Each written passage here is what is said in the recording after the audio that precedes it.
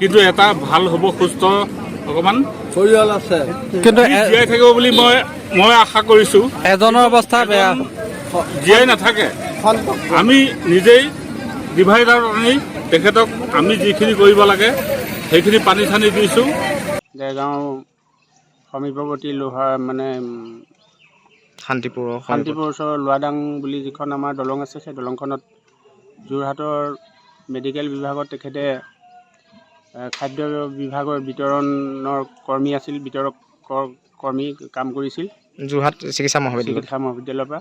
যথাসম্ভৱ তেওঁ কৰ্ম শেষ কৰি বা বিহু বুলিয়ে হয়তো ঘৰলৈ আহিছিল এজন বন্ধুৰ লগত।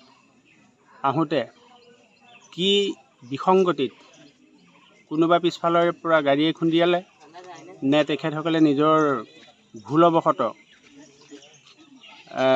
পথচ্যুত হৈ পেলাই দলংখনৰ খুন্দা মাৰি আকৌ সম্পূৰ্ণ ডিভাইডাৰত খুন্দা মাৰি বিকাশ ৰাজখোৱা নামৰ যুৱকজনে সেই ঠাইতে প্ৰাণ হেৰুৱালে বুলি আমালৈ খবৰ অহাত আমি গ'লোঁ।